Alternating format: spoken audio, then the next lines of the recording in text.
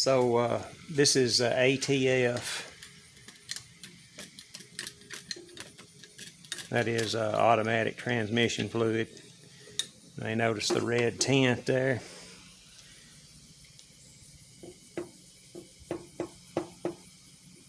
That's something that I use while we're doing this. W. Edwards Deming, that quote, "Without data, you're just an opinion." Some of you may or may not be familiar with that. So that's I thought it was an excellent quote, and I've said that for a long time concerning several things. When it comes to axes, when it comes to the things that we love and are involved with here on this particular channel, and that's kind of what I strive to do with that, with various axes. We started out doing that, and today we're going to go beyond the 1,000 swing count with the Woodbullet. And if you compile the times and you look at the location, this is in a very short period of time that we do this. A matter of less than 6 hours, we hit 1,000 swings. So and this wood that you're going to see us in and have seen us in is may or may not be your typical wood. I don't know, but that quote from that man there, "Without data, you're just an opinion," and that's kind of what I'm all about. And of course, there are arguments that that's false, that that's not something that's relevant, but I think it is. If you have some actual data and actual experience with a product or a thing that's helps you in the decision-making process. If you have wood like I do, or not as bad as what I do, that you have similar abilities, you'll know what to expect out of the Woodbullet. And at the same time, if you have rough wood like this and it shows up at your doorstep, you're not going to be disappointed with the performance either. I'm not. I'm enjoying it very much. So we do that, and then my practice has been boiled linseed oil, and we're going to put a little bit of Vodka on now. The print on this bottle is tiny, even with bifocals. I don't think that's a good idea. That needs to be a little bit bigger, in my opinion. But I was having some conversation with an individual about this subject. Actually, I've had several conversations with several people, and specifically, I'm talking about the Woodbullet. And one of those people told me to beat this axe. And I got a really big charge out of that. So we are beating the Woodbullet, but we're doing it respectfully and in full context and full disclosure. That on my eye. So I'm real sweaty. I can't get these gloves on. Anyway, that's a good coat of Watco. Get that in the handle there. Now, like I say, I have been using boiled linseed oil on it, but it's looking good, still holding up well.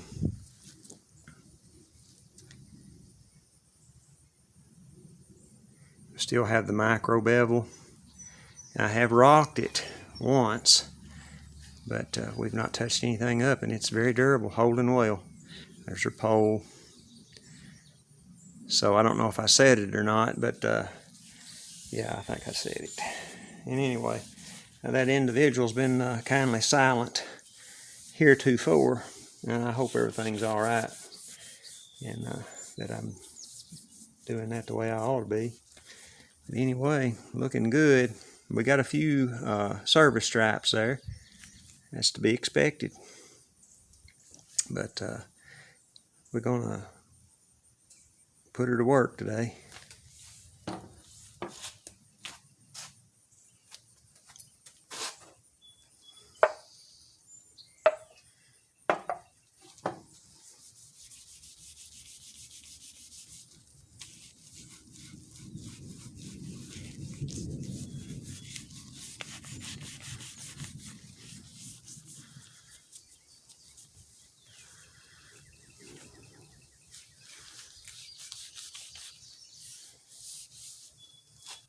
right.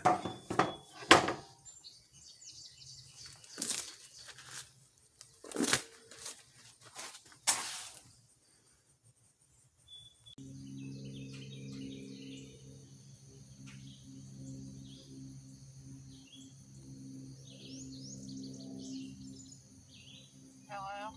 Hey, I'm doing some field work with a Hoffman Woodbullet. Could you go to my desk and get that sheet of paper and read to me what it says? It's Kirby Manufacturing or something like that. I can't recall my thoughts exactly.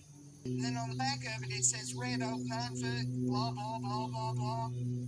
Okay, I'm looking. It was. The phrase is without data, without experience, it's just an opinion, something to that effect. Without data, it's just an opinion.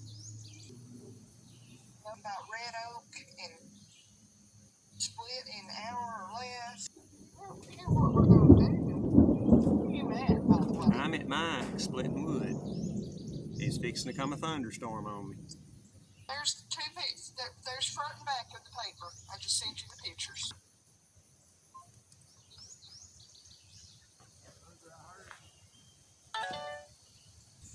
So from arcaspecie.com, crediting the source here from what I'm about to read you, without data, it's just an opinion. As the legendary engineer W. Edwards Deming put it, without data, you're just another person with an opinion.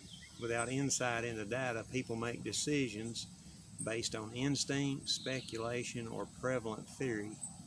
People are at risk of acting on biases or false assumptions. Now, data-driven decision-making, DDDM, involves collecting data, performing analysis, and basing decisions on insights derived from that analysis. DDDM provides for accountability and transparency. Basing decisions on data allows the logic behind determinations to be transparent and provides stronger evidence to support those decisions. Data provides context and knowledge. And that is what we are attempting to do. So one of the tricks of some of the popular wood splitters that are in a slightly different genre is to have this elevated. Actually, the camera is low. Most of the time, level or below the block being split, and they'll put water on it, sometimes dust, to make the effect greater. It also gives the effect that this is a huge piece of wood. In reality, it's not. And you'll also notice that those content creators don't walk between the camera and the wood for a reason. It actually shows the true size of the wood. So this here today, this is about a 24-inch piece. This is a Fisker's XA22 Picaroon, 28-inch overall length. The width of this particular wood is about 8 inches. 8 inches. This is rock maple. The special guest today is a Fisker's 4-pound. It's a variant of the X27. This particular axe does not have the orange inlay rubber grip on the handle. It's just another axe that they offer, or did offer at one time. So that's our backup today.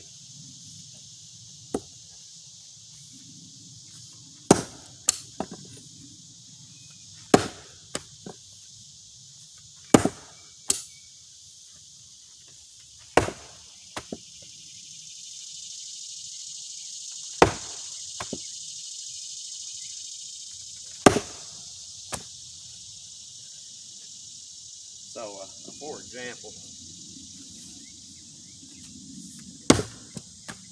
see that? So we're getting about a 1/4 inch penetration on this wood. See that? That's just a comparison there.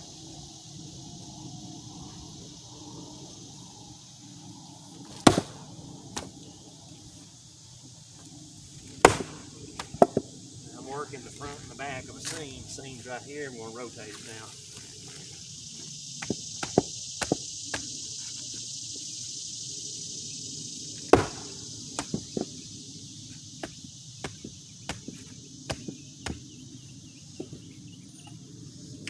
Fiskars.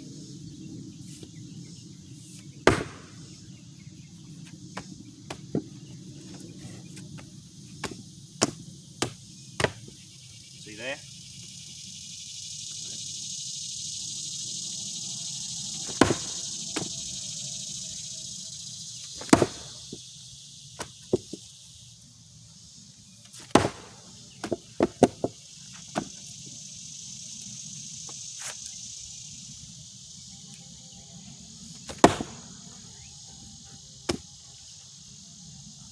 Alright.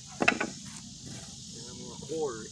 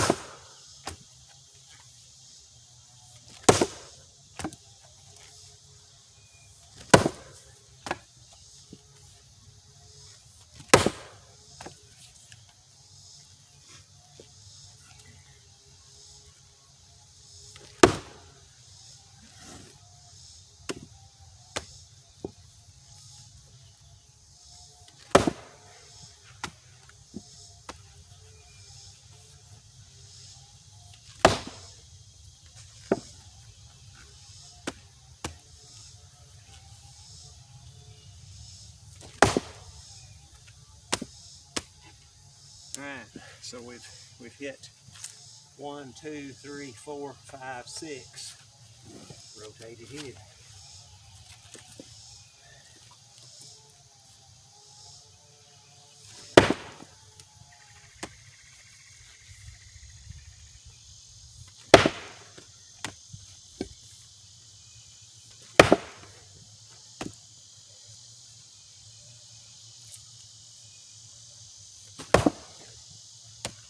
Alright, Fiskars.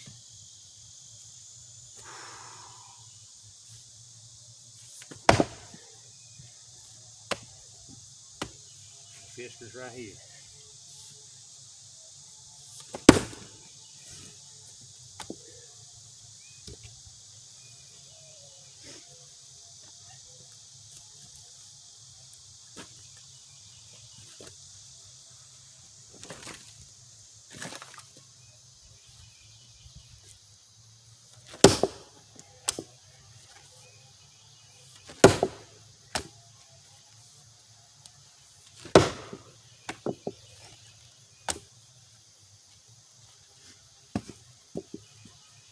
Right for the middle on this one.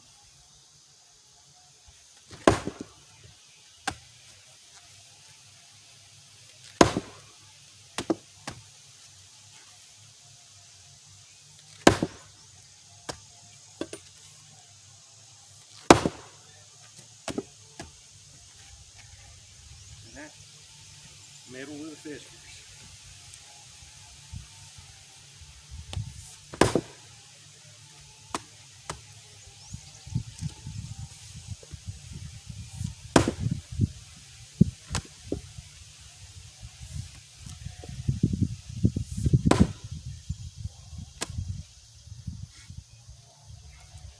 Some of you may or may not know what the Dunning-Kruger effect is, but basically that's when individual or individuals, maybe even a group of individuals, have an illusion of knowledge of a subject which they have no first-hand knowledge. And we can kind of see this with the Woodbullet in the East Coast versus West Coast, with different tools, and people expressing a lot of opinions of which they don't have any experience, and then they think that they are authoritative in that opinion. either because they've watched someone or because someone told them this. They don't have actual experience with that. So we've seen, I don't know, I'm going to say 50 or so swings right here in every direction on this particular block, and it's not that thick. We talked about this in the previous videos, why this is cut this way. So you'll notice the grain on this block is like this. I'm going to adjust my axe to that angle. I'm going to go all the way around like that. Okay. So this is rock maple, and we are using the Hoffman Woodbullet. My angle here will be like this. Over here, it's like this. I'm going to start on this side.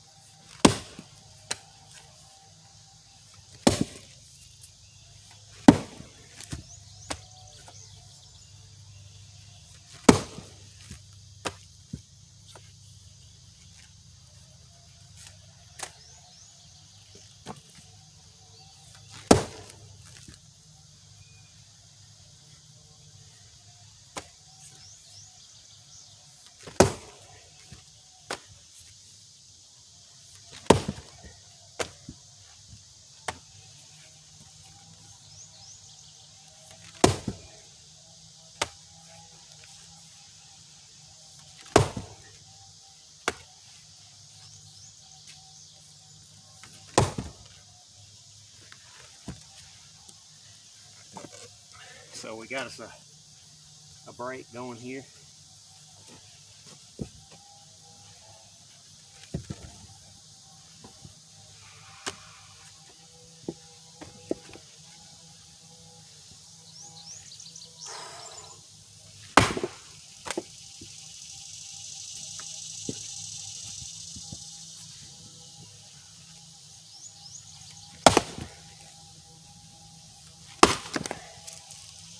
There we go.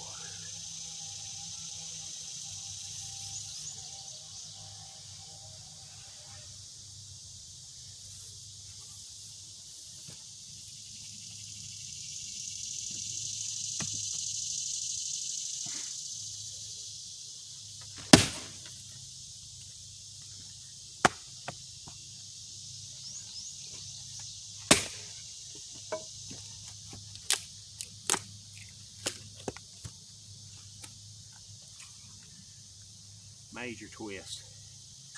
Measurable.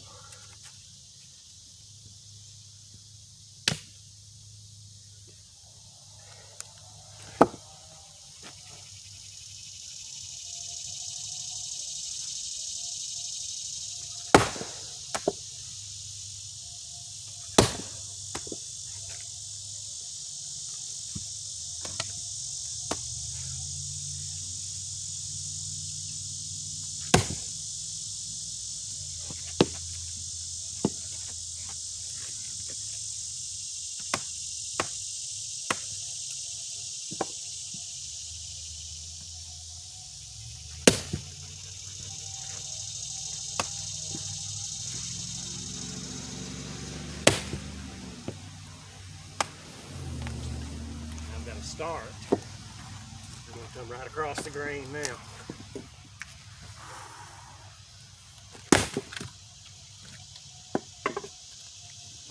Stand that where you can see it. See that angle?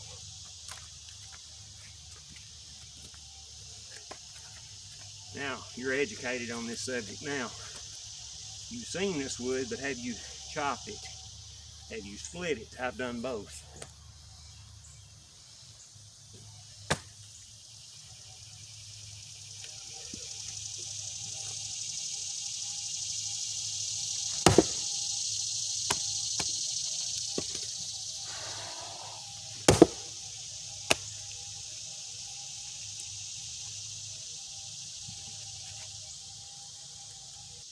So back to the Dunning-Kruger effect.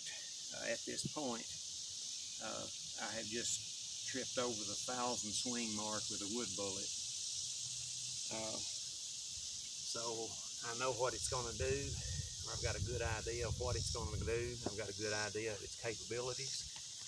And so I have some experience with the Woodbullet, how it's going to react, how it performs, what to do with it. So that somewhat eliminates me from the Dunning-Kruger effect in twisted rock maple in Tennessee in the tornado zone with the Woodbullet.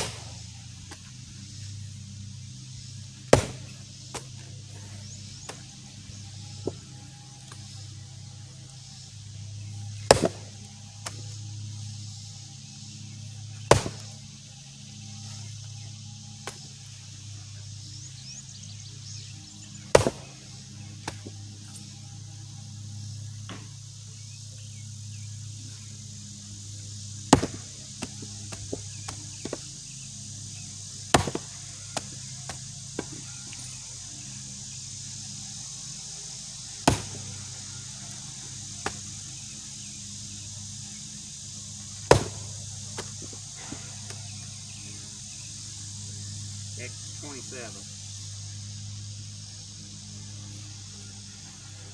for emphasis.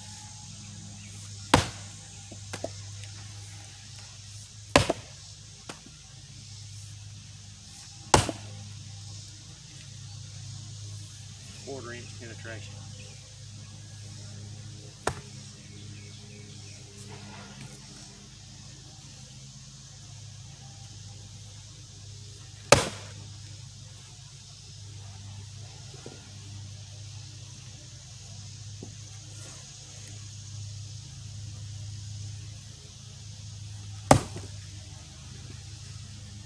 Woodbullet, one right here. The entire bit, the sharpened portion of the bit there.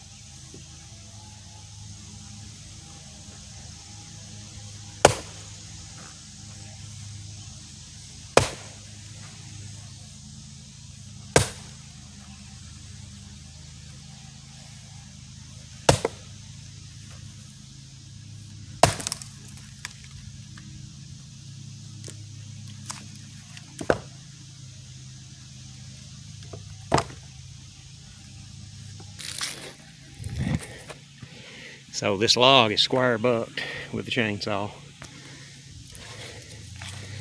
You see the grain orientation.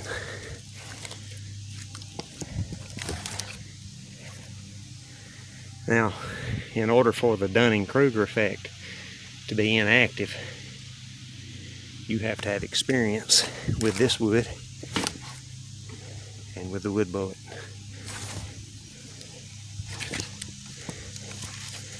And then you no longer are defined by the Dunning-Kruger effect.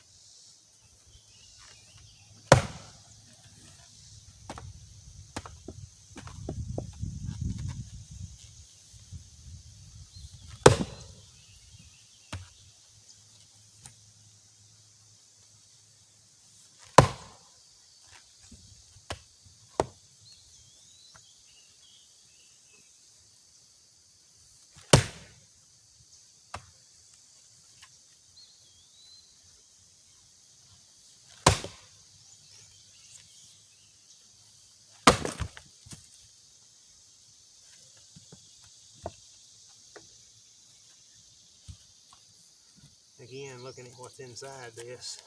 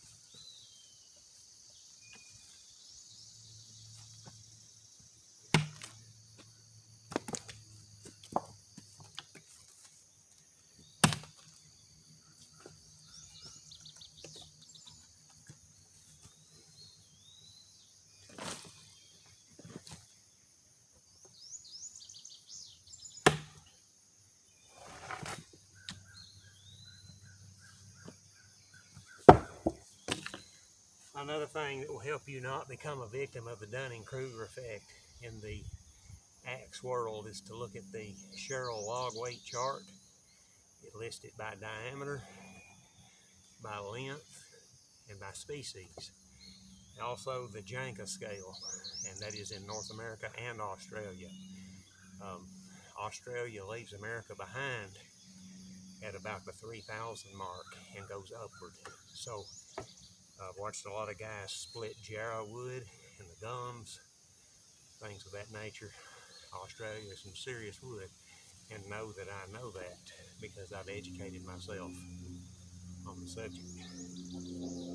So you look at that Sherrill log weight chart and you compare that to the softwoods, or not compare it, but just look at the softwoods and then work your way up through the hardwoods, and you will find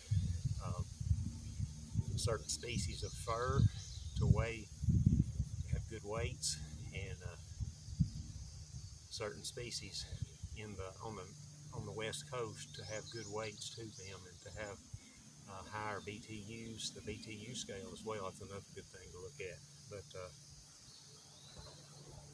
the hardness scales and the log weight chart are something good to look at.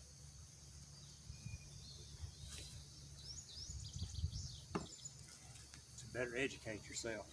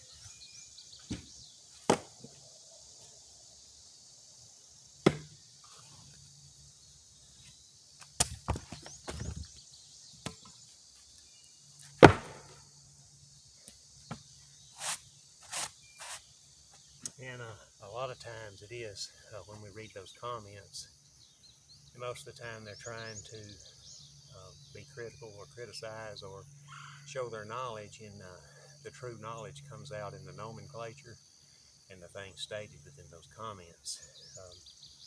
When you realize the weight of this wood, when you look at those charts I mentioned, and look at some of those comments, both on the hardness and the weights and the toughness, and like we stated before, this is more than hardness. The Janka scale, this is a lot more than Janka here that we're doing with this twisted grain.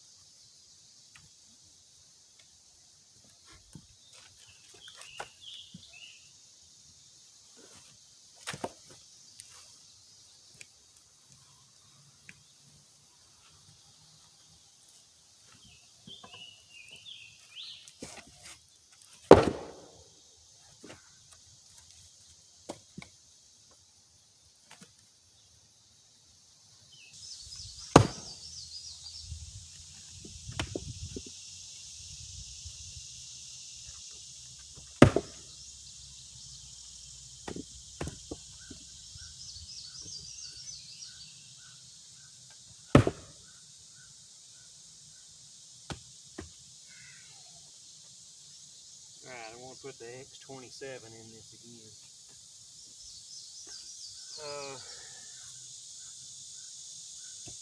And I'm going to put some heat on it. You've seen me turn it on with the Woodbullet. I'm going to put this one on it, put some steam behind it, and I'm going to do it twice.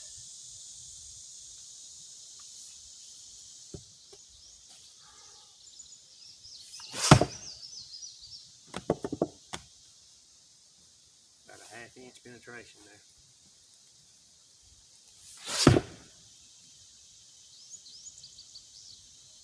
About a 1/2 inch as well. Pull you off the tripod and show you this.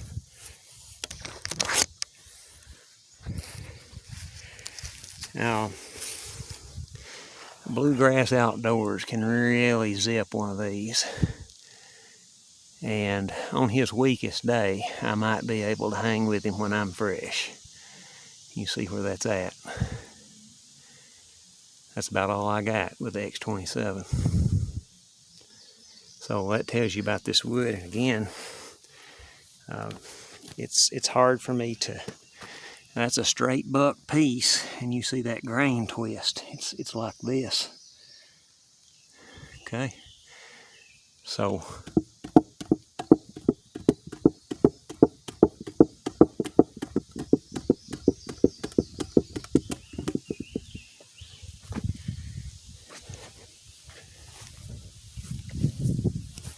This is some tough wood.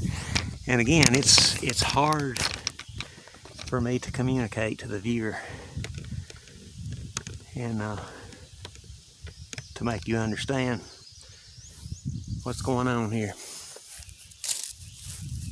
Some of you get it. I know you do because you experience with it. That's called having empathy.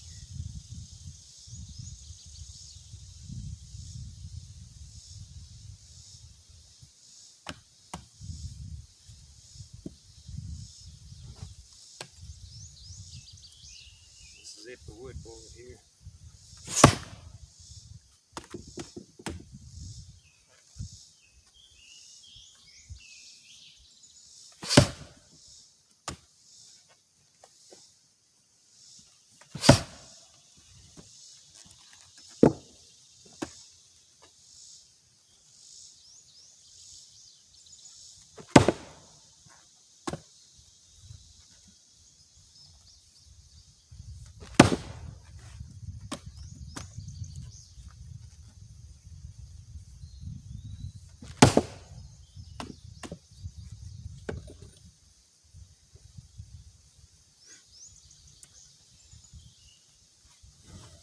I'm going to go on an angle, follow the grain structure.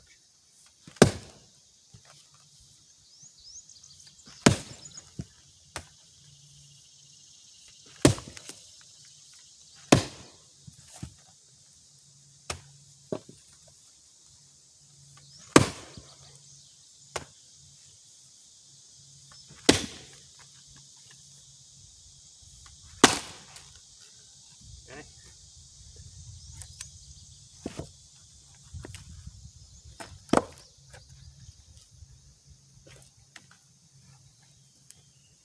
We'll come get you again.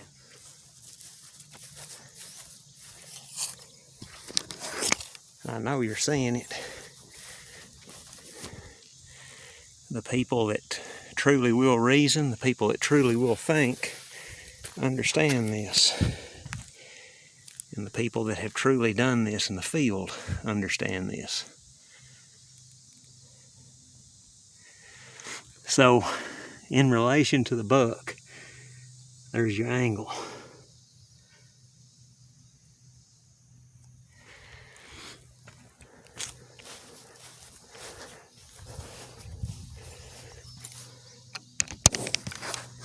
So you can imagine what that was like at 16 inches, at 32 inches, at 48 inches.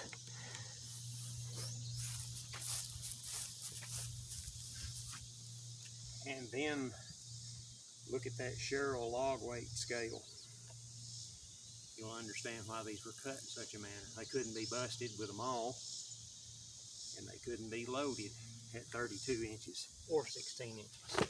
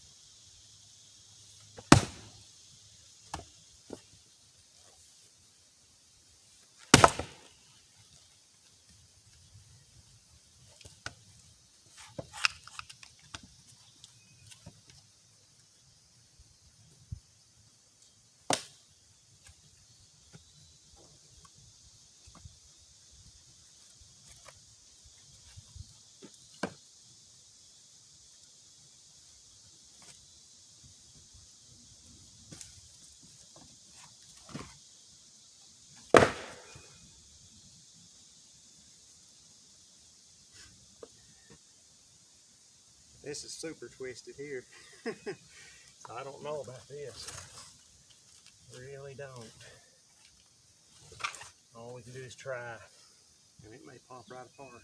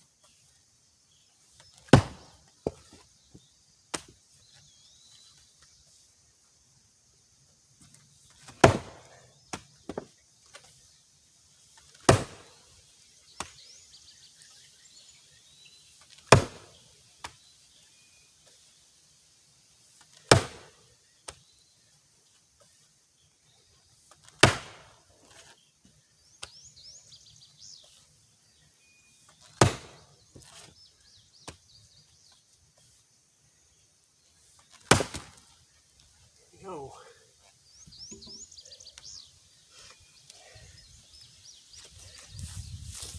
This is pretty.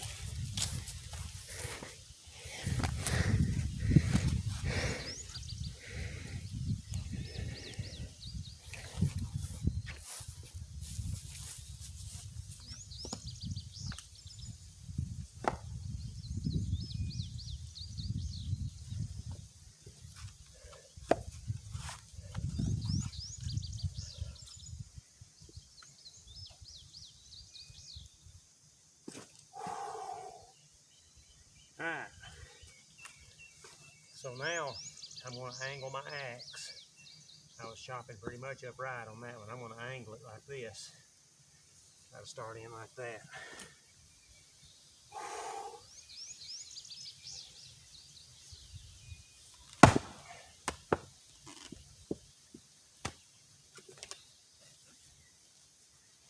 I did some of this the other day.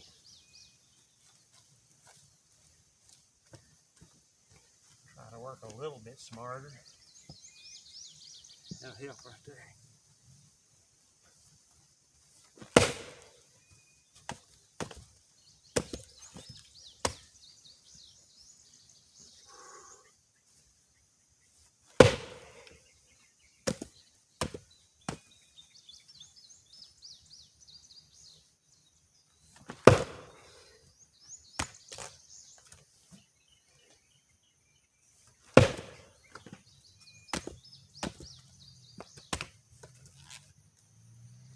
Give you an X27.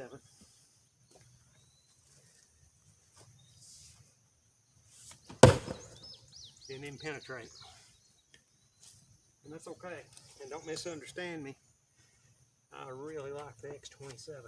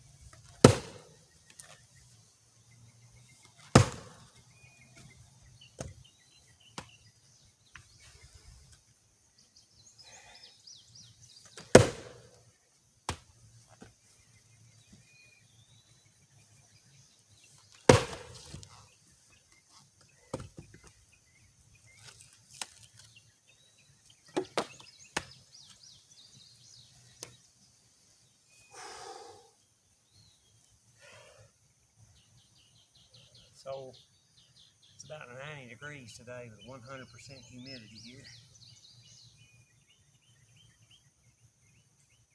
You may or may not have seen the elevation before. That's also another factor. The wood's a factor, the tool's a factor, the operator's a factor.